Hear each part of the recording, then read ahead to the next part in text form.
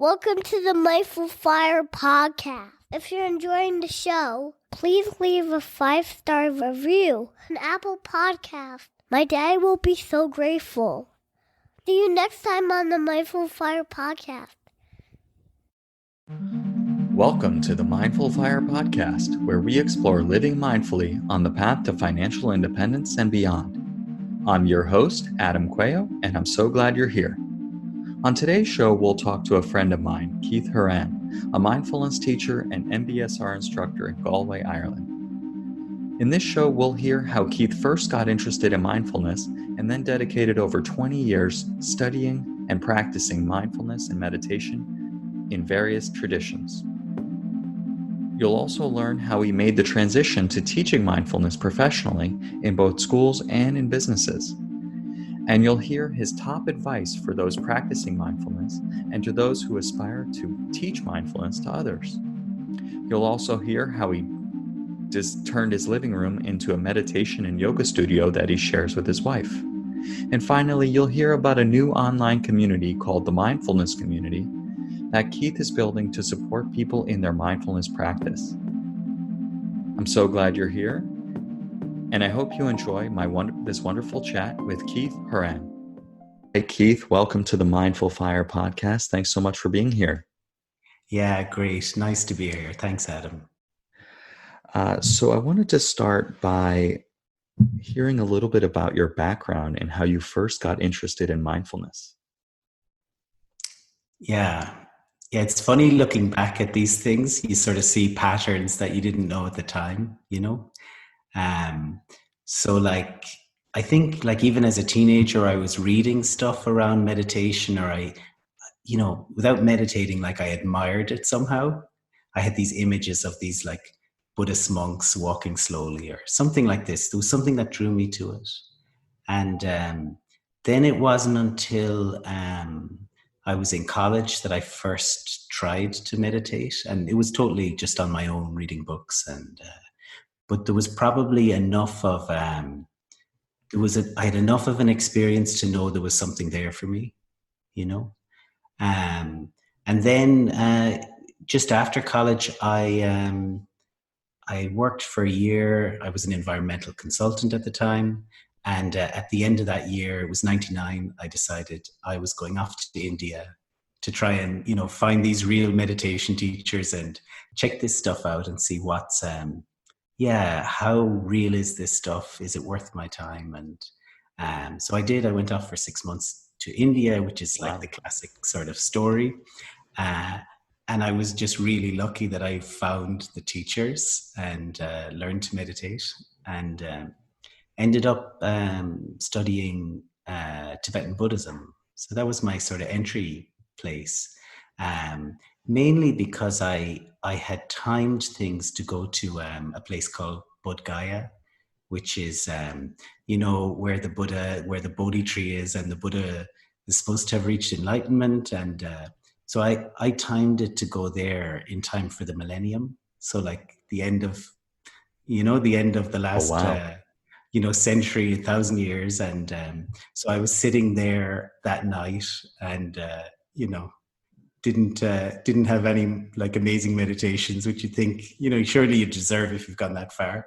But I ended up in Bodh Gaya, meeting really great teachers and got into the Tibetan Buddhist tradition, which I then studied for about 12 years. Like I just didn't stop, At the time then I was like a secondary school teacher, so I became a secondary school teacher. So I'm sort of, this wasn't part of my work, but it was my sort of main, spiritual practice and real interest. Wow.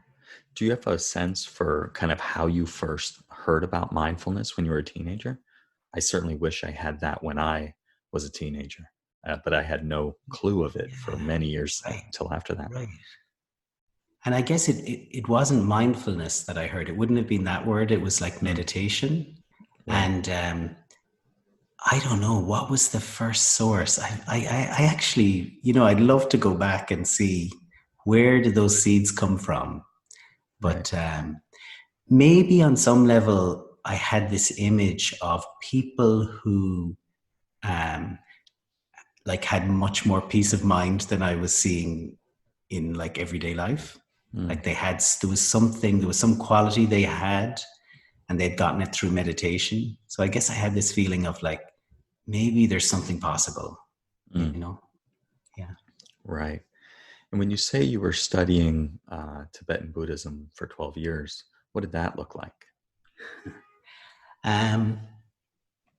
So it was like the Gelugpa lineage of Tibetan Buddhism, which is like the Dalai Lama's lineage. And at least my experience of it was that it was very sort of systematic and quite analytical. And that, you know, nowadays I'm mostly practicing mindfulness meditation, so it was quite different. The meditations were largely based around more like visualizations. So there was a lot of study, like a lot of really, really good sort of academic, sort of philosophical study. So that was the practice, and I did a lot of retreats and was trained in how to do long retreats. And so it was at that stage in my life, you know, I didn't really have responsibilities. I had a lot of freedom, and I just sort of went all in and kind of like dove into it. And it was like the perfect thing at that time for me. Wow. Very interesting. Yeah. Did you have a teacher that you were working with at the time, and that was kind of like setting this curriculum for you, or was it self-paced? Oh, no, there was a teacher, there was a group, there was a whole support sort of structure. So my main teacher was, he's actually a psychologist by background, Winston McCullough. And, but his main training was in Tibetan Buddhism, and he had studied for a long time. And the nice thing with him is he had a great insight into maybe the challenges of, you know, at the time I was, you know, getting married and having our first child. And so he had a similar background and, you know, was working full time. And so, he was a great guide for like that whole phase of my life. Got it. Wow. That's interesting. And what, you know, when you think about, you know, the impact mindfulness has had in your life, kind of what would you say are the main benefits or impact that you've seen? Yeah, right. So like the mindfulness, sort of more modern secular mindfulness practice, that's really in the last 10 years for me. And so there was initially the Tibetan phase and then the mindfulness.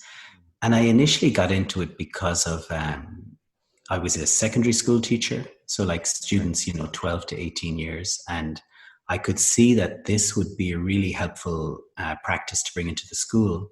So that's what sort of got me into looking at it and even training in that area. But then what I found personally from the practice is at that stage in my life, like everything was complicated, and, you know, we had 3 kids and I'm working full time and life is really crazy busy. So the mindfulness practice is just focusing on the breathing or on the body or sounds, and the simplicity of the practices, like they were the perfect balance to everything else that was happening in my life. And I found them, you know, really grounding, and they also helped me come into the body in a way that I had a body all along, but I don't think I was, you know, that connected to it. And that's still continuing. But I think much more grounded, and they brought more simplicity into my life. Yeah, I can relate quite a bit with the realizing of that I had a body, right, and connecting with the sensations in the body. What was your sort of what did mindfulness do for you? What was the sort of, what stood out or what stands out? Yeah, you know, it's interesting. I used to have this story in my mind that I couldn't stick to anything, right? I couldn't stick to eating healthy, going to sleep early, going to the gym, right, et cetera, et cetera. And interestingly, a friend of mine recommended, you know, I meditate, right? I was taking a bus to and from work and I had all this time and I was complaining about it. And he's like, hey, you should try meditation. I was like, what's meditation? I have, you know, no idea what you're talking about. And, you know, I gave it a shot. initially figured out that I'm horrible at meditation and gave up. And fortunately, I ran into him again and, was able to do a little retreat where I learned a little bit about technique, and that what I was experiencing of thinking I was doing it wrong was completely normal. Yeah. And, this really was the first thing that I actually was able to stick to, and kind of broke that story for myself, and kind of led me to question, well, what other stories am I telling myself? Wow. Yeah. And so I think that taking time to sit and observe kind of my inner world allowed me really to start to see really the stories I was telling myself, the negative self-talk that was there, and the fact that I was just beating myself up all the time and sabotaging myself. And so that was quite helpful. And really, as I started to develop that awareness, I was able to change some of those habits of mine, because I had that awareness and I could choose to react differently. Obviously, it's still an ongoing process, but I'd say, the main benefits have been self-awareness, right? Yeah. And self-compassion. A lot more recently, I've gotten more interested in, not everything has to be a certain way, right? Not everything has a right or a wrong. And so there's all these, like, I'd say epiphanies, but I have to have them several times before I actually really realize them. Yeah. Gotcha. So that's kind of been what's been going on for me, and the benefits I've seen. Nice. Yeah, it's sort of it's unpredictable how it unfolds, isn't it? And for different people, and you do a practice and you expect certain benefits, and then it starts to change other habits, and we get more insight, and it's a living thing, I guess. It is, yeah. And I think there's like times where you really see it. I'll speak for myself. I really see a lot of the benefits, and then other times where I just kind of feel like, am I going through the motions here? Yeah, right. Is there something I need to switch up a little bit? Right now I feel like my practice is, since my son was born, I feel it's been a little bit hit or miss, and I'm like doing it on like a city bus most of the time. Yeah, right. But I have gotten a group sit going at work that I do it every day at 2 p.m. for about 15 minutes. And that really has been quite meaningful for me, because that's not on a city bus. Yeah, right. Yeah. At a minimum. Great. Yeah. I'm interested, obviously you have a career in mindfulness. So I'm interested, how did you decide, hey, I want to pursue this as a full-time living? Yeah, right. Yeah, I mean, I guess it was a very gradual transition. So, I was teaching for 13 years. And I'd started to introduce mindfulness into the school, and I was realizing, so I used to teach geography and science, and I really, enjoyed it. And I've always loved teaching. But I realized, like, when I was doing the mindfulness sessions, or maybe I'm doing other like emotional development sessions for the students, that, I always found it hard to go back to geography afterwards. Like, I was really like feeling this is the most important thing for me to be saying, And so that was on my mind. And I had for a good while been teaching meditation just on a voluntary basis, like in the community in Galway. So I had some experience of doing that, and gradually then I started to add more outside of my school teaching. I started to add more sort of mindfulness work. I started to teach. I did a master's in mindfulness-based approaches in Bangor in North Wales, and I think at the time it was like the first place you could do a master's in that area. And then from that, I started to teach MBSR, mindfulness-based stress reduction, the 8-week program. And I'd have been doing that while teaching full-time. And then, the transition continued further, and I actually took a career break for a couple of years, and I just taught mindfulness in schools for 2 years.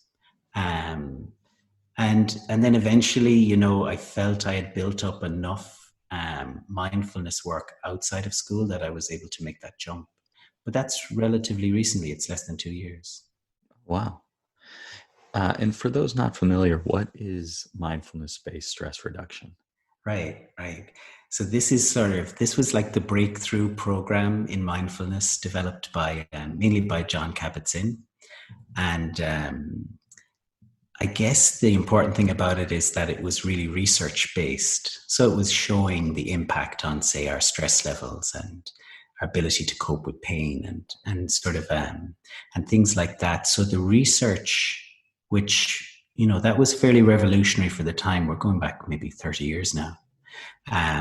That allowed mindfulness to start to get into places like schools and I don't know, universities and nowadays into businesses. So that program, it's just a really nice 8-week program. I'm actually teaching it at the moment, where we have 8 Wednesdays plus a Saturday retreat. And there's a standard sort of curriculum that you go through, and you have to be trained to facilitate it. But it's a really, really nice program. Right. And I believe it's the first program that actually kind of linked on a research basis mindfulness with health and medicine, right? Yeah, I think John Kabat-Zinn was quite strategic in seeing that really you need to connect with science, and you need to connect with people where people are at. Mm. Like if they're dealing with anxiety, or if they're dealing with pain, or if they have health issues, and this is helpful, then sort of prove that and establish that in by research and do the literature. And so yeah, I think it was a real groundbreaking thing, a movement. Yeah. Right. And I think the secular nature of it really helped with that as well, right? Because it didn't have the kind of metaphysical aspects that can come along with Buddhism. And, Yeah. people in the West, didn't really know a lot about Buddhism. So being able to bring that in a secular way and prove from a research standpoint was definitely a game changer. Right. Yeah, totally. Yeah. I mean, for me in the school setting, it went from, this meditation thing that I was introducing being something that people thought, okay, that's fine, you're trying that, to something that, they massively supported me doing my master's and gave me some time off to complete it. And were really, encouraging. And it's really because of the research and the secular nature. Yeah. Wow. Yeah. As you're talking, I'm remembering now that I had a Spanish teacher in, I want to say 10th grade, that had us do meditation every day before we started class. Yeah, there you and go. So I said I didn't know anything about meditation, but I was doing it when I was 15. So that's pretty funny. That's cool. And so what did the process look like to become a MBSR facilitator?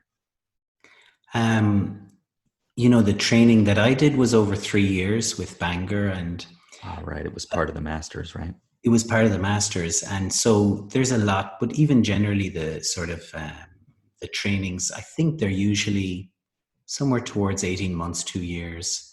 So it's substantial training, and usually involves understanding sort of the psychological aspects of the practice as well, because you're bringing people who may be dealing with anxiety or low moods or different conditions like that. You're bringing them into this space, so you kind of have to understand where they're at, and so you're studying that aspect. You're studying the sort of curriculum itself, but probably the most important thing was teaching in front of the group and getting feedback, and being sort of rigorously critiqued on how you are teaching, and so kind of learning in that environment. So for me anyway, the training felt that once I had done that, I felt, okay, I'm ready. I can do this, Wow. Yeah. And so once you had that, and you started, it sounded like you were kind of bringing it into schools more and more, but, how did you go as you started to lead these 8-week programs? How did you find essentially customers for these programs. Right. Yeah. I mean, initially, I really didn't manage to find customers. That was the first step. So my first MBSR never happened. I think I had an idea that I needed, I don't know, maybe 8 people, and I got 4 people to sign up. And so I sort of learned pretty quickly that I need to be more sort of professional and diligent in how I go about marketing this. And so, in my case, it's simple enough. I've, using Facebook, putting up posters in my community, making and talking about it. I tend to be like an introverted person, so I had to just put myself out there a bit more and really make an effort. And thankfully, since then, I've managed to fill the courses every time, and I guess at a certain point, word of mouth started to kick in, and it started to get a little easier to get the word out there. Got it. Very good. And so, how many people do you generally have in a course? Yeah, I started my first course that I got off the ground. I had a cutoff of 16, so I had 16 people, and I've been on courses as a participant where there's 20 or 24 people, but I started to find over time, for me, the sweet spot was around 12 people. What I could see is that with that size of a group, people really got to know each other quite well. And even the quieter people got to become comfortable to maybe have conversations in pairs, or, so I just found, for me, that was like the ideal group size. So since then, I usually just go with 12 people. Yeah. Got it. Yeah. I can see if it gets too big, it would be, anyone that is a little bit shy or dealing with something that's really harder. difficult. Maybe if there was a second facilitator, maybe then that's a different dynamic again. But I usually teach MBSR on my own, so I find this works pretty well. Got it. Let me see what I got here. So how, has, it sounds like that was kind of the start of this being a full-time business for you. How has the business grown over the last 2 years since you've done it full-time, or even before that, as it kind of grew from a part-time to a full-time? Yeah, right. Yeah, it's just been like loads of trial and error. So, I've tested to see how many MBSR courses am I comfortable running a year. So I kind of explored that. I continued to do some work with schools. In the last year, I started to deliver more programs with in a corporate setting. So they're sort of, and I've tested to see what works, what do I enjoy, what feels most meaningful. And then the most recent thing is I'm sort of exploring teaching mindfulness and developing a mindfulness community online, which is called the Mindfulness Community, or TMC. That's, maybe we'll come to that later. But it hasn't always been easy, actually, to try and, figure out what's the right amount of work. And there isn't really a very clear model of how to be a professional in this space. It's so new. Right. Right. So a lot of trial and error, just kind of seeing what works. How many sessions or classes are you doing a year of MBSR? At the moment, because I'm working so much on the online platform, I'm just doing 2 per year. And I've heard people talk about, to have a sort of a full career in this area, you'd have to teach a lot of MBSR courses, like more than I think anyone possibly could, like maybe 12 a year or something like that. Wow. Yeah. So I think still, lots of people are being trained to teach programs like this with the expectation that there's a, an established career path. But as of yet, I think it's just being figured out. I don't think the model is really there yet. I mean, on the one hand, you've got this skill and you've got something that people really value. like what people get from doing a mindfulness program, it can be huge. So you've this very valuable skill, but at the same time, most mindfulness teachers that I speak with are, need to work part-time or in some cases full-time alongside the mindfulness work. So it feels like things need to develop a bit further, and we need to come up with new models of how to work in this space. Yeah, that's the sense I get as well. Having been a search inside yourself facilitator within Google, but also having relationships with people doing it outside of Google, I know they've sort of slowed down on training new facilitators because there are so many already around the world. And it seems that people find it difficult to, make a full-time living in doing kind of this passion, this work that is a passion for them and that they're really, really good at. But the business side, I feel like is challenging. Mm-hmm. Yeah. Tell me a little bit more about how what the corporate model looks like, because that seems to be an area where people do find some more success. Yeah, right. Yeah, I would say so. The first thing is it's the area I'm least experienced in, so I don't think I have an awful lot to offer. I can see in Ireland that I think the mindfulness teachers who are able to develop more of a career have focused on the corporate space. From my sense, what I've found really worked is where I managed to get into a company and deliver like a sort of a substantial program. Like, so recently I finished, 2 rounds of a 6-week program where the staff had 90 minutes and that was during their work time. So I found like the outcomes there were really good. It felt like, I was delivering something that was really worthwhile. What I found hasn't worked as well is where I'm sort of invited in to give a short presentation. So in some cases, it's like during people's lunch break, and so they're and eating. It's just much, or after work, it's much harder to. I've sort of cut back from doing that type of work because, I just wasn't feeling that was really. I'm not sure how effective it is. I think that for mindfulness to have an impact, it needs to be given enough time, and there really needs to be a support within the company for it. Yeah, that makes sense.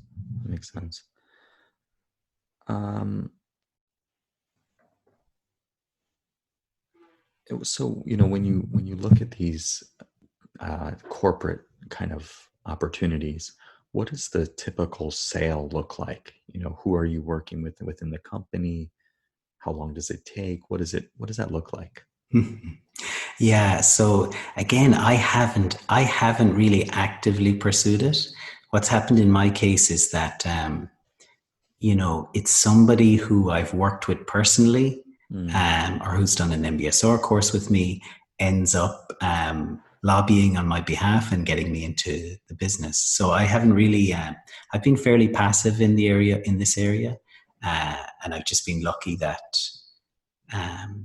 just some people in the course have really felt that this would help their business. And, the process after that, I mean, typically it's dealing with someone in HR and figuring out what are the needs of the company at the time, what's the sort of time frame, and coming up with a course then. And I've been fairly flexible in trying to figure out, what is their time frame? Are there specific needs in the company? Is there, which sometimes there are. Like I recently worked with a company that's going to be shutting down over the next few months. So, and staff had been there for a long time. So that, there's a lot of anxiety about the future. And sort of tailoring things to the company and, and just working from there. Yeah. Got it. Yeah. That's interesting. So it sounds like a lot of, kind of your network has kind of brought you in and helped you kind of get the foot in the door. Right. I haven't actively tried to go in this area. But I can see other people here who have and look to be, it looks like they're getting to work with big companies, and it looks like really good work. Great. And so it's kind of, on this podcast, we're kind of exploring how mindfulness meets financial independence. And, Right. part of being able to pursue a career in a passion, or an area that you're passionate about, like mindfulness, obviously requires either having reached financial independence or finding a way to support yourself financially doing it. We've been talking about the latter for the recent part of this conversation, but I guess I'm curious as to, how do you think about money generally in your life? It's kind of a big question, but how does money fit into your life and into this pursuit of this career? Yeah, right. I mean, the first thing to say is I do have another source of revenue. So I have some sort of investments I had set up over time. So that gives me a certain amount of comfort and has probably allowed me to move into the mindfulness space more quickly than I would have otherwise, especially with a young family. And so that's one thing. One challenge I've had around money is that most of especially my early meditation training was sort of in a different model. It was like by donation. And, Right. it was a whole different system. And like that for many years, that's how I taught. So it takes a lot of thinking to try and integrate this sort of model whereby you're clearly charging people a price and trying not to let that become just a sort of transactional thing, so, I try to be just very transparent in pricing. I offer sort of a sliding scale. So if somebody's, working part-time or not working, or as a student, they're paying a different price. And then try to really go beyond the financial sort of value of the program. Try to really connect with the people as humans with the needs they have, and try to give whatever I have for them. I think but I do think it's challenging, and again, I think it's part of just the fact that this is working in this space is a pretty new thing.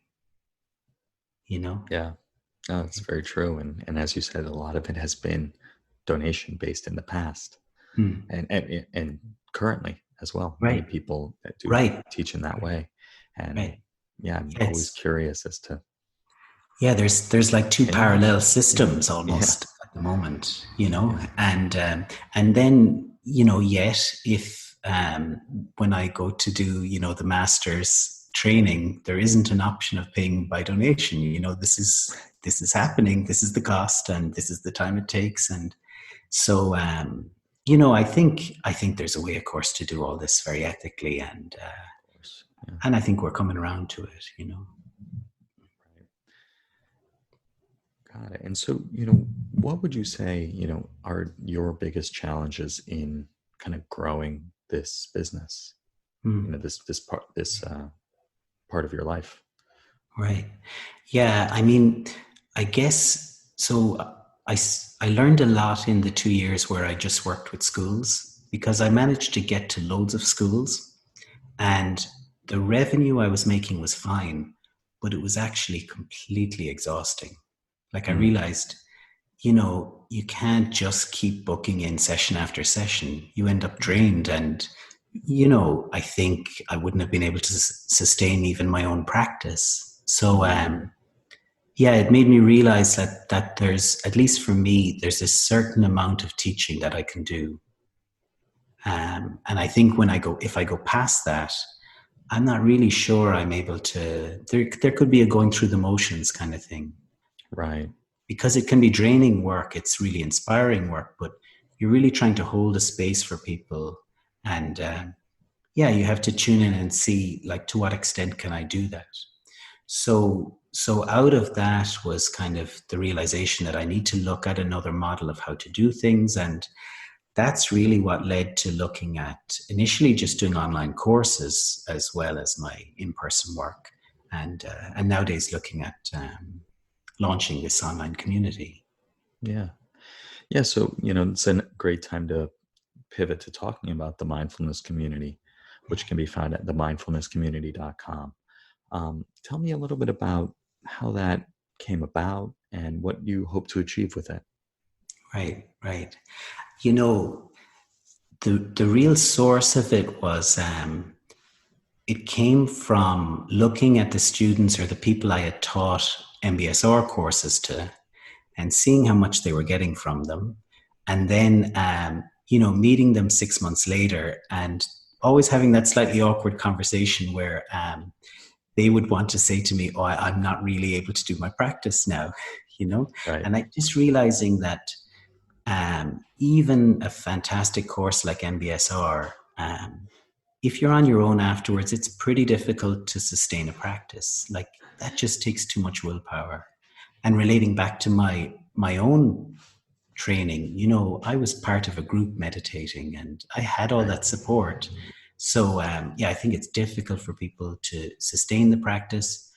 So, I used to run then follow on kind of Saturday events where we've a studio here and yoga and meditation studio. And we'd run events where people would come and they get to sort of get that boost for the practice.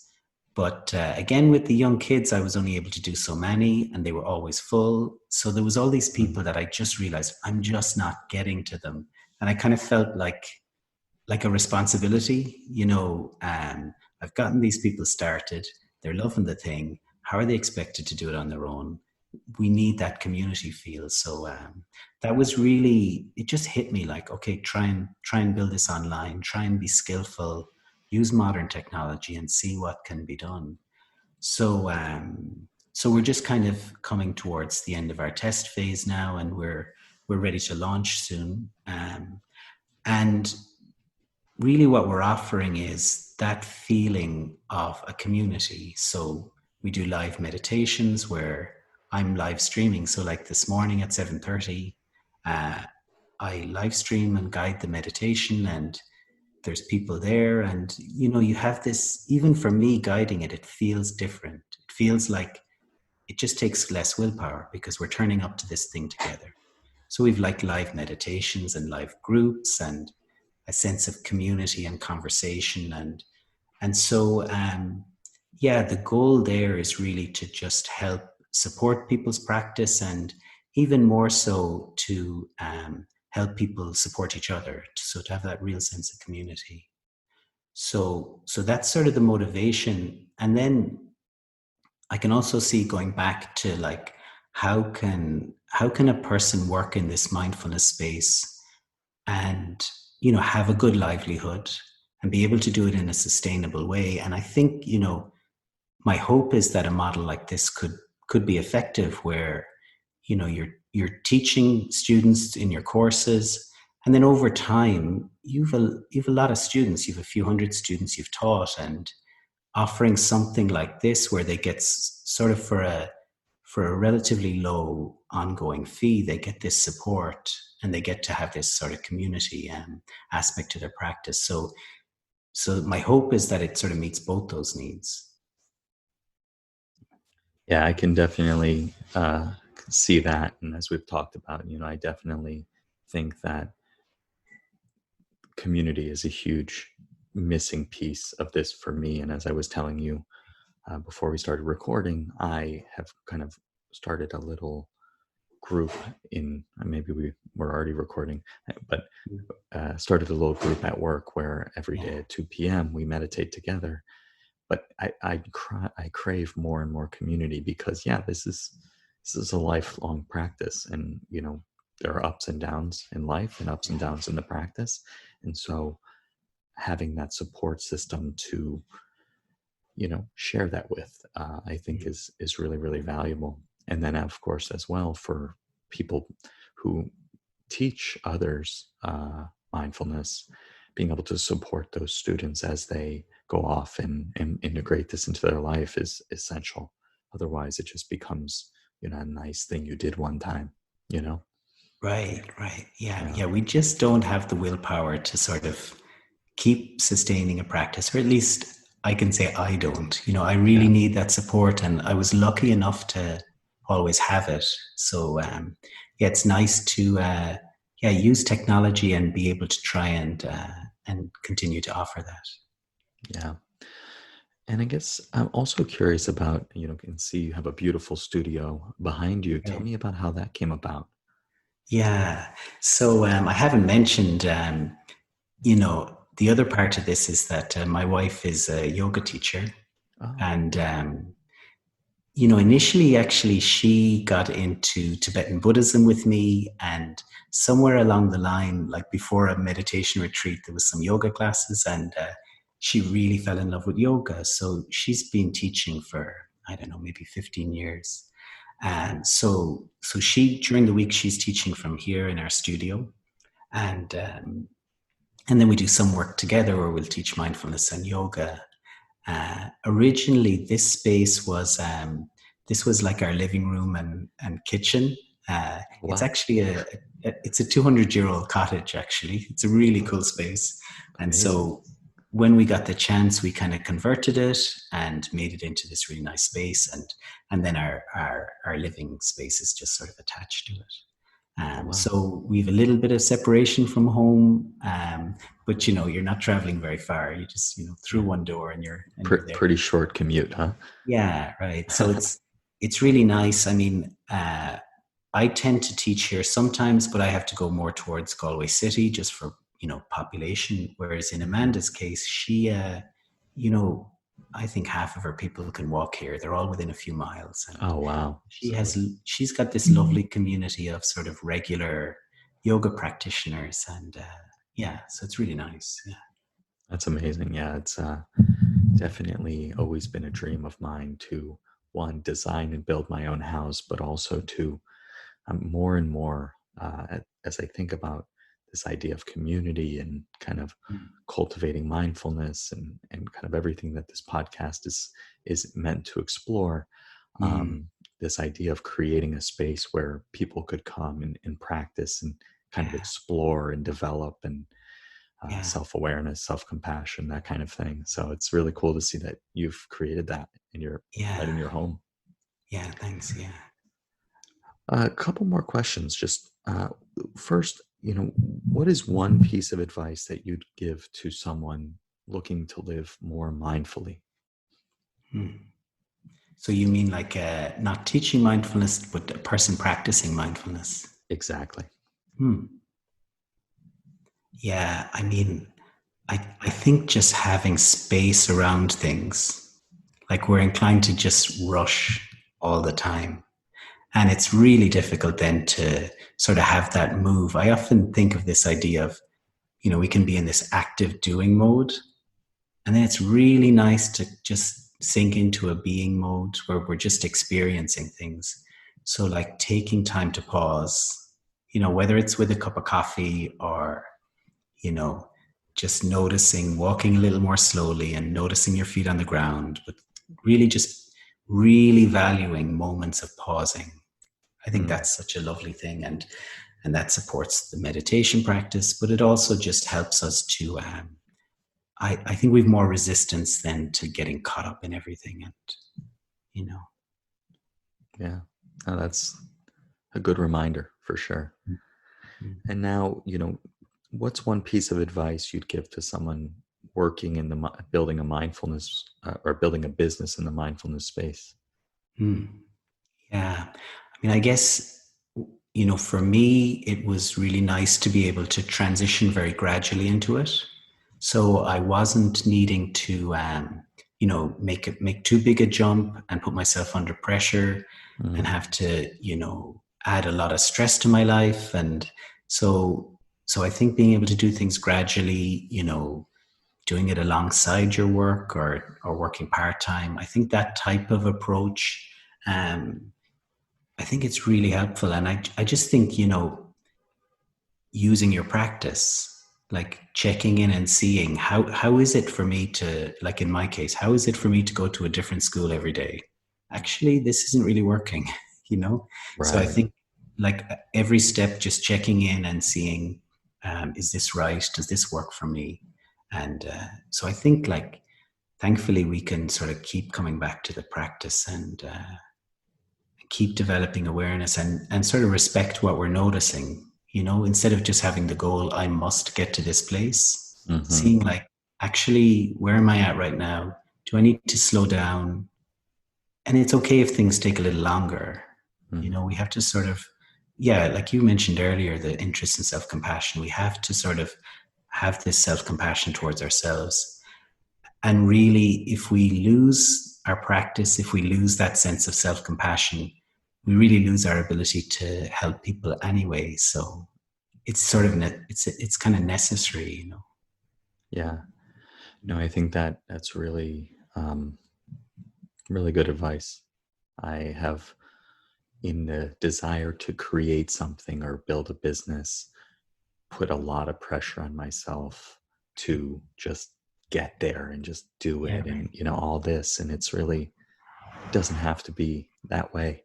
And so I think in kind of this exploration of mindfulness and fire, financial Mm, independence, retire early, it's mm, really giving me the ability to explore these areas that I'm interested in while continuing to work, but also, seeing how I can bring things that I'm interested in into my work, and not yeah, just rushing to get there to this, right.